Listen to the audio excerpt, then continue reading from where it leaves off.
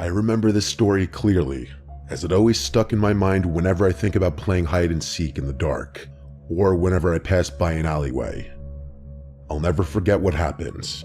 It was in the fall, the start of October, and me and my 3 siblings went to visit my mom at her apartment. I have a sister, I'll call her Jess, and my 2 brothers, I'll call them Mike and Eli. My parents got into a divorce 2 years before that, and we barely saw my mother. So this was a way for our dad to be a good parent and allow us to visit, even though he wasn't required to. My mom's apartment was in the sketchy part of town. A lot of buildings around the apartments, but it always felt so empty, even with it being so crowded. My mom's apartment was next to an alleyway, which was also considered an entrance over to the apartment complex itself. That's what I mean when I say it was in a sketchy area. If you were to search around for it, you probably wouldn't even be able to find it, unless you were to go driving down a long dark alleyway. My mom's apartment was on the 2nd story, and my siblings and I were always excited whenever we had the chance to visit her. I loved my mom. She was small and cozy. Her apartment too was also very comfortable. It reminded me of my grandma's place, with soft furniture, unnecessary decor laying around. Another great thing about her apartment is her neighbors. A while back when we visited, we made friends with the neighbors downstairs, a boy and a girl, who I'll call Zach and Chi-Chi. Zach and I played a lot in the parking lot area of the apartment complex, next to the alleyway. Typical games like cops and robbers, tag, and kickball. But this day in particular, we decided since it was October, near Halloween, we should play hide and seek. He came up with the idea of playing it outside at night. My siblings of course wanted to join, and we all decided that at 9 o'clock, we'd all leave our rooms and go play. Since it was October, night came by pretty fast, and so did the dark, which resulted in pretty spooky lighting that we wanted to have. It was me, Zach, Chi-Chi, my sister, and my 2 brothers all playing. So once it hit 9 o'clock, we all did exactly as planned and left our rooms and joined each other outside. It was quite dark around the corners of the building, but the tall lampposts lit the parking lot with its orange rusty color. Whenever we play a game involving a tagger or seeker, we did that little game of bubblegum in a dish. So tonight we did just that, and we did it until Zach became the seeker. Everyone ran off into their little hiding spots, not too far off the complex boundaries, but not only limited to the parking lot itself. I remember I ran with my sister Jess, who I always stuck along with because she was the oldest. We ran over nearby the back of the apartment building, over by the large garbage tins. The only way to go here was to enter the long alleyway and go further down until the end of the building was exposed. And that's what we did. We figured that they wouldn't go all the way over here, so it was the perfect spot. As Zach yelled "ready or not," the game began. At first it was exciting, but the excitement quickly went away once we actually started to just wait for him to find us. A lot of silence, except the noise of the night. I started to get impatient, and so did my sister, but she whispered to me that they eventually will come by and find us. But a couple minutes later, we started to get bored. I did, at least. I said maybe we hid too well, and she laughed. She told me that maybe we should just go and forfeit since it's becoming a little late. We started to get through the garbage bags and aside the large garbage tins, and then we were dead middle of the alleyway. That's when my heart dropped. I faced the end of the alley and met a figure standing in the alley light. I knew it wasn't anyone I knew, since the person was extremely tall, as if someone put on extra inches in their shoes to look taller, and the light made it hard to see their face since it was directly from the top, and so their hair made a large shadow on it. But then I realized something. Their hair, it was an afro, and it was colorful, like a clown wig. The worst thought came into my mind. It was a clown, and looking at the clothing, it did appear to be a clown. It wasn't even Halloween yet, so why was there someone dressed as a clown in the alleyway?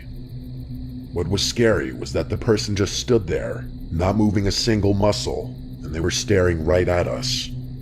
My sister pulled me back, seeing that there was something strange going on. She told me we should probably go back with the others, and so we did. We went down the long alleyway in hopes to find our friends and brothers, Luckily, we found one of my brothers, Mike, and then Chi-Chi was also there. Mike was confused as to why we were just walking out in the open. He thought we were still playing. We told them that we saw something weird, and we explained the weird guy dressed as a clown at the end of the alleyway. Where we were at was still technically in view of the clown, and so we moved aside to show them what we saw. And that's when we started to realize the situation was much more than we thought it was. The clown was closer, watching us and waving at us. Now we saw its face. It wasn't normal makeup. It was all black, like they didn't want their face to be seen. The only feature we could notice was their eyes, which to me, as a kid, made it a lot more scary. And then suddenly Chi-Chi screamed. We turned around to her, and she screamed out loud, "There's another person watching us." And she was right. It was another person, also a clown, but with green hair and longer legs. We knew at this moment we had to go. Chi-Chi and Mike ran away, and we didn't hesitate to follow. Chi-Chi ran to her room, and we ran upstairs to ours. We then met up with Eli, who was already in the room talking to our mom. Our mom gave us the biggest hugs, and we were confused. Like, did she know what happened? Eli explained that he told our mom what happened to him. Turns out, Eli was hiding in the apartment complex's courtyard, and he heard footsteps thinking it was Zach. He hid behind the bush and barely saw the person as they stepped in front. He thought Zach was about to catch him, but then he heard Zach's voice calling Eli. Eli turned and was found by Zach, saying, "I found you." That's when he turned back and looked up, and a clown was looking directly down at him. Eli ran away with Zach, and they both went to his apartment to tell his parents what happened. We explained what happened to us, and our mom was happy that we were all okay. I wished it ended there, but it didn't. Later that night, everyone was asleep, but I got thirsty. In the middle of the night, I went to get a bottle of water from the fridge, and I heard noise coming from outside the window. And looking back now as an adult, it was very stupid of me, but I went to the noise. It was weird. I remember questioning how was it possible for something to be knocking against the window, especially at the second floor. This part is what really scared the living shit out of me. When I lifted up the blinds, I came face to face with the clown. The same exact clown my sister and I saw. He was looking right at me, and that's when I screamed and ran to my mom. She came out, and when I went to show her what I saw, like a cliche from a horror movie, it was gone before she could see it. Luckily, my mom was a good mother, and she believed me. Ever since that day, I never liked playing hide and seek in the dark, and I've hated alleyways since. I don't know how that person got up at the window, I guess they climbed, but I'm glad that nothing really happened that night besides a few scares. The story I'm about to tell you happened to me when I was 11. I was in 6th grade. The school I attended was across the street from a beat-up looking house that honestly scared the living shit out of me as a kid. It just looked old and disgusting, and I couldn't understand why if someone was living there, why were they okay with how the outside of their house looked? Whenever me and my friends passed by that house on our way home from school, they'd make fun of it. I would scold them and say that the owner of the house wouldn't be too happy to see a couple of middle schoolers making fun of a place where they lived. Of course, my friends made fun of me for being scared of a reaction. I was a pretty big scaredy cat as a kid, seemingly afraid of an adult's angry reaction all the time, so they were not wrong. Passing that house was okay at first, but once October came and my friends were staying after school for the programs they did, things started going downhill from there. It started in the second week of October, my first time walking home from school alone in a while. As per usual, I walked by that creepy house, but this time, something was off and different. As I passed, I noticed someone from the house window was standing still, seemingly staring directly at me as I walked by. I was freaked out by that, of course, but nothing happened besides that, so I brushed it off. But it kept happening as the days went by with me walking home from school, with that same person watching me from their window.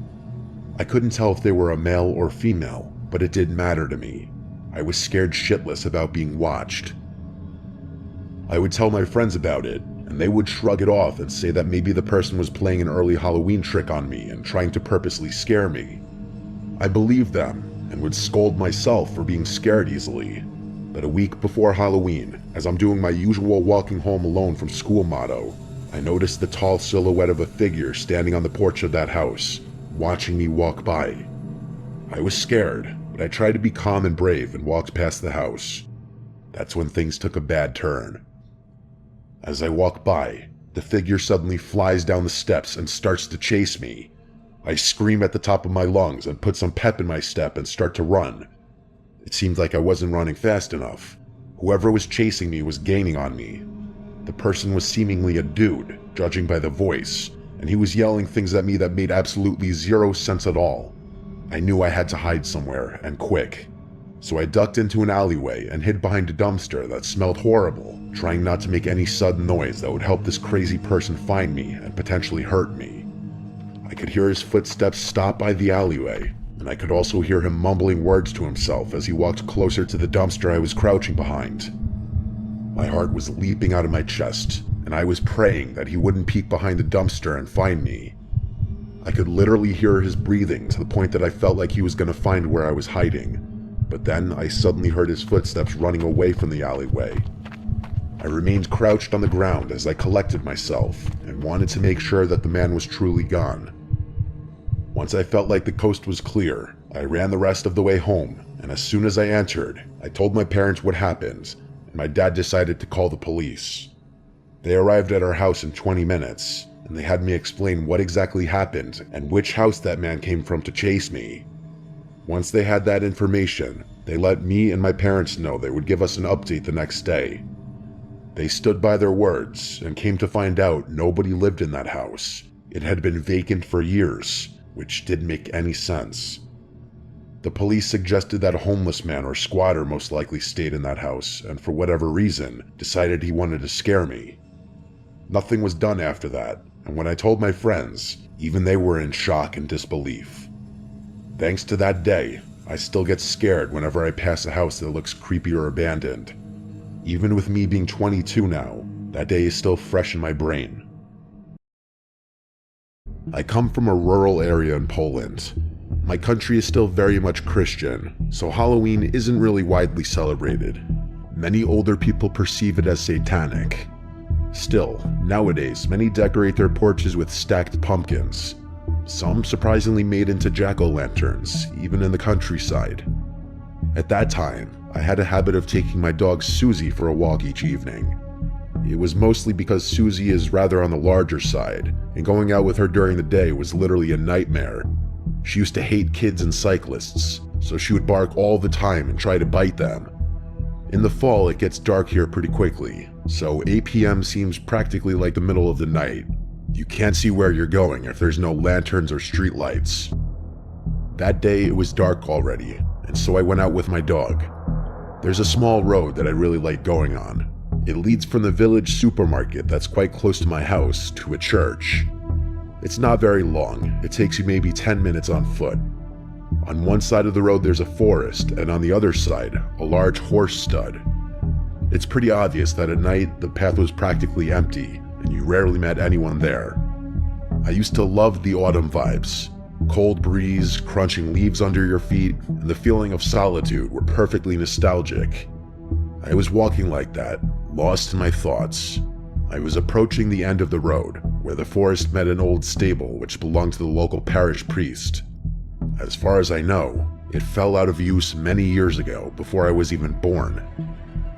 At that point, I was jolted out of my thoughts by Susie, who suddenly started barking like crazy. I looked around, trying to see if maybe a cyclist or another dog was approaching, but then I realized she was only focused on the stable and the trees. I should mention it was very hard to see anything beyond the tree line, as the streetlights were very dim and old in that place. My dog was acting as if she had literally gone mad, barking, growling, pulling hard on the leash.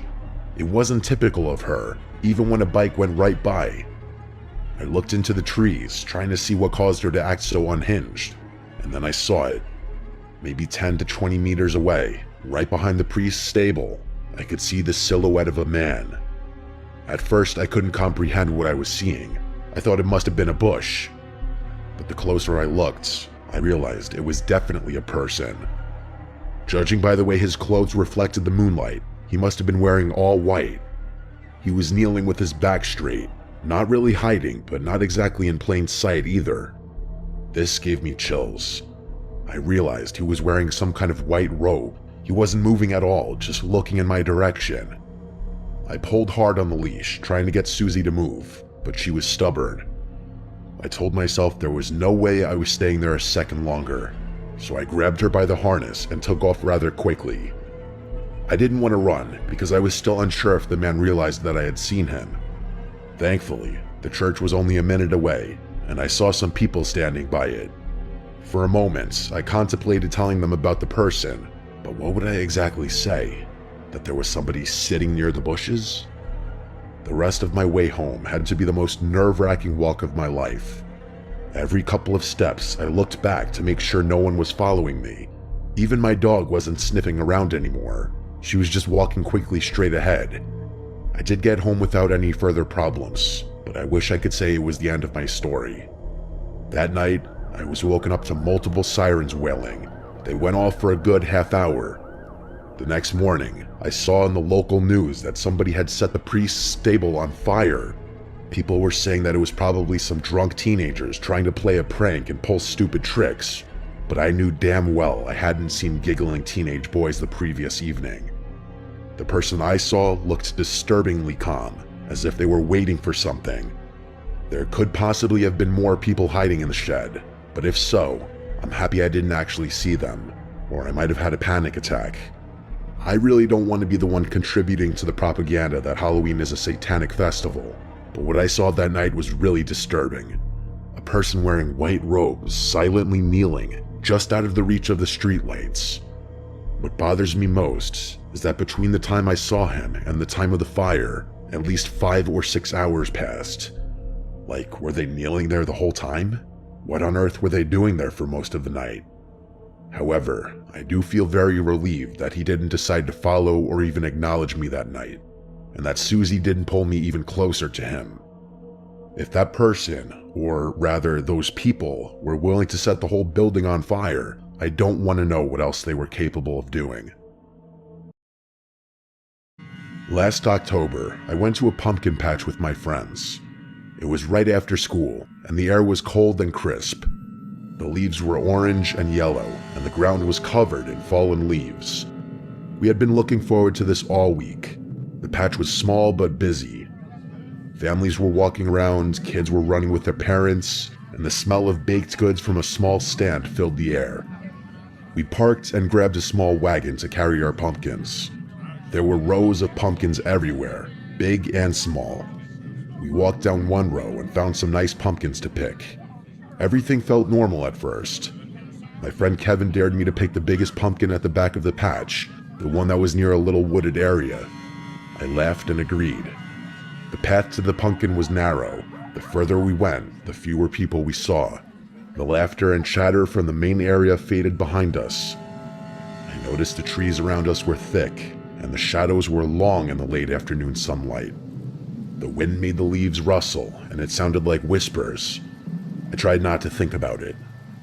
When we reached the pumpkins, I noticed something strange. Behind the pumpkins, near the trees, there was a figure. At first, I thought it was a scarecrow. It was standing very still with a hat on, and its arms were out like a cross. But then I realized it was too thin to be a scarecrow, and the hat moved slightly, like someone breathing under it. "Do you guys see that?" I whispered. Kevin turned and looked, but he shrugged. "Probably just a decoration," he said. I wasn't sure. I had a bad feeling in my stomach. I picked up the pumpkin quickly, trying not to stare. The figure didn't move from beyond the tree. It just stayed there. We started walking back to the main area, but I kept glancing over my shoulder. The figure seemed closer. I couldn't tell if it was moving or if my eyes were playing tricks on me. Kevin noticed I was acting weird. "Stop looking back," he said, laughing. I didn't want to. Something about it made my skin crawl. When we reached the edge of the pumpkin rows, I turned to get one last look. The figure was gone. I felt a small sense of relief, thinking maybe it was just a person walking behind the trees or someone's costume. We headed toward the stand to pay for our pumpkins. The path was slightly darker now. The sun was almost gone, and the shadows were thick. As we passed the wooded area again, I heard a crack. It sounded like a branch snapping. Kevin didn't hear it. I stopped and said, "Did you hear that?" Kevin shook his head. I turned slowly, and my heart stopped. The figure was there again, about 10 feet behind us. No arms out this time, it was just standing. Kevin noticed I stopped moving and asked what's wrong. I tried to speak, but my throat felt dry. The figure started to tilt its head like it was studying us. Then, seemingly without moving its legs, it started to move forward. It didn't even look like it was walking normally. It looked more like it was gliding, almost floating over the leaves. I grabbed Kevin's arm and we ran toward the stand. Our pumpkins bounced in the wagon as we ran. I could hear leaves crunching behind us, faster than they should have if it was just walking. When we reached the main area, people were still there, laughing and eating. I looked back. The figure stopped at the edge of the pumpkin rows. It just stopped and watched. We paid for our pumpkins and got in the car as fast as we could. I didn't look back again. On the drive home, I told Kevin to promise me he didn't see anyone like that. He said he didn't, that he only saw the pumpkins and the trees, but I knew I hadn't imagined it. That night, I couldn't sleep. I kept thinking about that damn figure standing there. I couldn't stop thinking about the way it moved, the way it looked like it glided.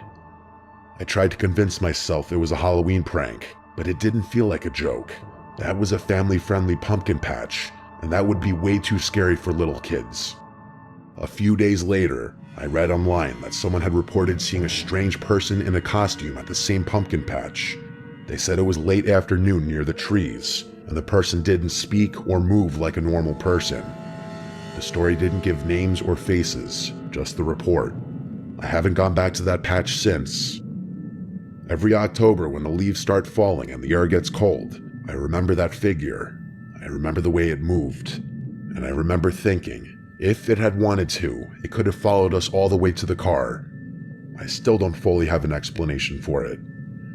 I tell this story to friends, but most think I'm exaggerating. I'm not. And I could still picture it standing behind those trees, watching us.